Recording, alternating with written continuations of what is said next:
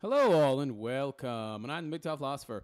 And in this video, I would like to reply to Jordan Peterson and his comments about MGTOW. Now, I know at this point it's old news, happened months back, but my channel isn't that old, and I'd like to comment on it because I think it's very interesting. So let's see what he has to say, shall we? There's a whole group online called Men Going Their Own Way, MGTOW. That's a very interesting group to go study. There's lots of them. I don't know how many of them there are, and most of them are older. Many of them are men who've been through a particularly horrifying divorce for one reason or another. So he's implying already at this point that it's all about, they all had some bad shit happen to them, and that becoming MGTOW is reactionary. It's not action, it's reaction, thereby implying that it's not as rational as an action would be. It's not thought out. It's just a reaction to having been hurt and subjected to abuse. I see. Let's continue. And they've had enough of women.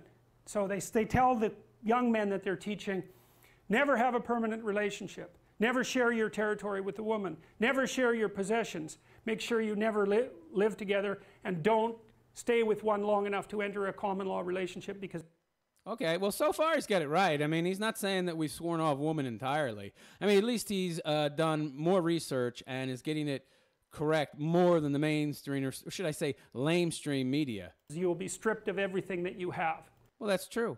Now, you got to remember that Jordan Peterson is biased. He's cucked. He's a simp in the sense that he is married. He has got a kid or kids. So you need to take anything he says with a grain of salt. Well, that's a hell of a thing to be telling people, but what? Not really. It's quite reasonable when you look at how things are in society.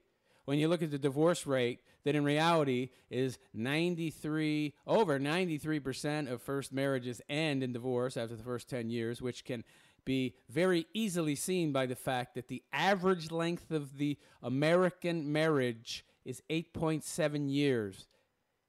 It's not going to be that low if marriages are lasting beyond the 10-year mark the majority of the time. Of course, people want to ignore this. They don't see it or they don't want to believe it. And of course, the way that men get raped in divorce court also doesn't seem to be reported in the media. And he's, of course, trying to minimize this. Oh, it's no big deal. No big deal. Oh, this is a horrible thing to tell men. Yeah, okay, buddy. Continue. What's happened is that the female has been manifested in their life only as the negative archetype, and they've... Oh, I wonder why. I wonder how that happened. She just takes all your shit, and she gets paid forever, and she takes your kids, and she essentially punishes you, using those kids to get back at you because she's been rejected, or she's just a bitch, which essentially women are now free to be because there's no real consequences. But, oh no, he implies, she's being portrayed as the negative archetype. She's not actually a negative archetype. Okay, continue. got that confused with all women. Yeah, he's in the Walt. Not all women are like that. Yeah, okay, buddy. I'll admit there might be some women out there that aren't, but we would call them rare as unicorns. You're talking about a needle in a haystack. Show me a woman that's going to pass up a winning lottery ticket. You show me a woman that if you give her a winning lottery ticket and say, okay, here it is, but if you cash it in, you're a bad, bad woman. Yeah, you're just not being fair to the man, but here you go. Well, how many are going to say, I don't want to be immoral or bad, even though everybody else is doing exactly what I could do right now, so there's no real consequences or stigma, and there's not any no-fault divorce. Gee, yeah, that's real difficult decision for a woman to make, huh? Of course she's going to cash in the winning lottery ticket, pal, and you're saying not all women.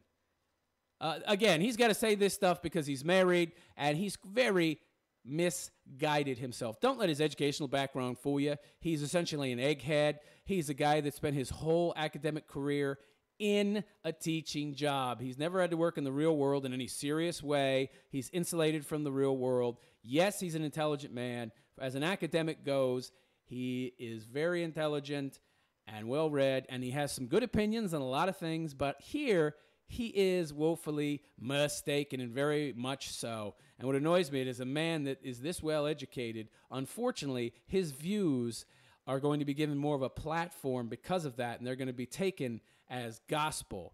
when there really should not be. And that's partly, you know, you got to ask yourself, if you know the mythological stories, maybe if you made the right sacrifices, you wouldn't have so much trouble with women. Oh, it's our fault, is it? We made the right sacrifices. What are you talking about, sacrifice? Wait. Let's not conflate choices and sacrifices. Do you mean the right choices or the right sacrifice? Because the word he used, and he seems to me, from the videos I've seen of him, to be very methodical in how he chooses his words and expresses himself. So I don't think there's a mistake here. So he means actual sacrifices. So he is saying that men have somehow made the wrong sacrifices in their relationships, and so it's their fault that they've had these bad experiences with women. It's not the woman's fault, it's the man's fault somehow. Although he doesn't get very specific. He doesn't get specific at all. He just says, oh, sacrifices, wrong sacrifices, so, man's fault. Not woman's fault, man's fault. The only thing he seems to say so far about women's fault and it being their fault is, oh, not all women are like that. And he seems to be placing all of the blame on the men.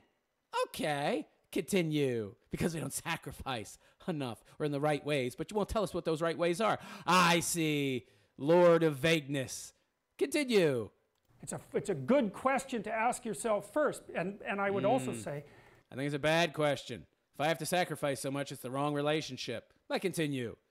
You know, if you're a woman who has trouble with men, or you're a man who has trouble with women, it's not the women and it's not the men. Okay, you're an egghead, pal. Sorry. You've spent too much time in academia. You've got all these nice little platitudes. This is a problem I have with psychology. He's a professor of psychology. Psychology is a pseudoscience, okay? It's not an accurate predictor of future behavior, so it's not a real science at all.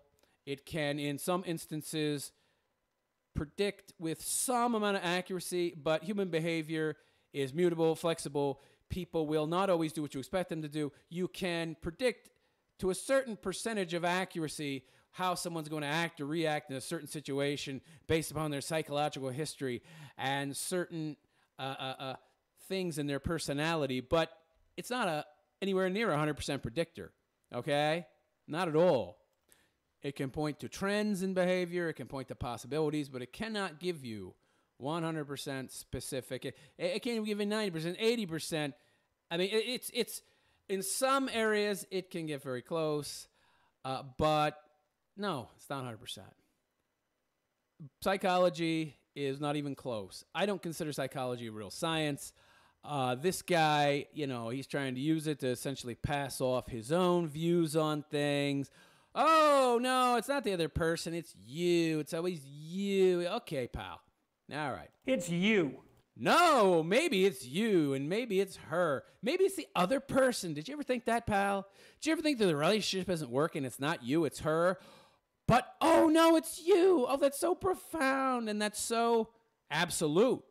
And the fact that he's saying this in a broad, general way without talking about specific cases tells you he doesn't know what the hell he's talking about. He's just making broad generalizations. This is what these psychological pinheads like to do, you know? They like the Lord from on high and make these absolute statements, and he doesn't even speak in general. He's not saying in general or all that. Oh, no, it's you. If there's a problem, it's you. It's not her. Okay. Because the women are telling you what's wrong with you. And yeah, women are very good at that. Women are very good at telling you what's wrong with you. That doesn't mean there is something wrong with you, okay? You're making some big assumptions here, buddy, and you're making an ass out of yourself, not me. the men are telling you what's wrong with you. That doesn't mean they're right. And by the way, if a man tells a woman there's something wrong with her, well, he's got some big balls, and guess what she's going to do? She's going to leave, and she's going to take half your shit. And if you don't listen, then it's you. It's either you or all men. Wait, what? Oh, it's all men. So if she tells you what your problems are and you don't listen, then it's you and it's all men. How does that work? Because me, I can be responsible for me, but I can't be responsible for all men. But somehow it's all men. See, I've lost a lot of respect for this guy already just listening to this. I mean, he clearly is an intelligent guy, but I listen to a lot of stuff he says, and it seems like just a lot of common sense stuff that he's pretty much dolled up and put a bunch of fancy wrapping on and what he thinks are fancy, complicated words. And he just dresses it up to sound more complicated than it really is. But it's just common sense shit. It's not like he's being profound or intellectual in any way. I mean, he starts talking about communism and socialism and stuff. You know he knows his shit. But he's really just presenting it in a very fanciful way that sounds better than if your average person presented it. But it's nothing all that profound or incredible to listen to. Well, that's easy. It's all men. Well, that's certainly how it's played out in the world right now. It's like, Yeah, it is played out that way. So why are you essentially siding against men in this argument, which you sure seem to be? no, it's not all men. You can be by definition, and it's not all women, that's for sure. I'm sorry, pal, but there is no comparison. Let me draw you a mental diagram so you can compare. So, the power that men have now in society to screw over women. I'm thinking. Give me a second. I don't know. I can't think of anything. Now, let's talk about what women can do to screw over men in today's society. Well, if she wants to get back at him, she can rap him over the head with a baseball bat, break his knee, crack his jaw, and then say, he attacked me and I defended myself, and he goes to jail. Okay, or she can say that he assaulted her, whack herself in the face, or just not do anything and say, oh, it didn't leave a mark, but I hurt here. He goes to jail. She can say that he raped her. Okay, he goes to jail. No evidence required. She can say, oh, he abused the kids. You get the kids. You can say, oh, I don't like him no more. You can divorce him. No fault. You can cheat on him. No fault. No fault divorce. Then you get half his shit. Maybe more, but at least half. Oftentimes more. Usually the house and everything else. And then you get vagina-mony, meaning alimony for past use of a vagina forever if you've been married more than 10 years. Oh, boy. And she can get the kids, in which case she gets child support, too. Ooh. Oh, my. So now you're paying for 2 households, not 1 household, as a man. Yippee. Where do I sign up? Oh, boy. Sounds great. And then there's the wonderful world of common law marriages and palimony, where a woman can get money just for having lived with you. And now some lawyers in some states are trying to push for women being able to sue for money if you just dated a woman and didn't live with her. Wow, geez. And he's trying to make it look like somehow the scales are even in regards to what men can do to women and what women can do to men. From where I'm looking, men have no power and women have all of it. Oh, but they're equal. Oh, okay, continue, please. I don't want to have anything to do with women. It's like you're a pathetic weasel. I think you're a pathetic weasel. I think you're a man who spent his whole life in pampered little academia, being your little intellectual self and theorizing on all these different problems and issues in society when you don't have any real world experience, where you spend all your time in your little sweater vests there in your little office, grading your papers about theory and psychology and all this and hypotheticals from your students, but you don't know jack shit about the real world. I mean, I'll admit, you know more than a little bit more about the real world when it comes to stuff like communism and socialism and cultural Marxism. That's because it's part of your field, and you've done a little more realistic research into history. But as far as you having lived in the real world, you clearly haven't. And calling MGTOW pathetic weasels only shows how ignorant you are, Professor. I am the MGTOW philosopher, and I wish you a good day. Take care.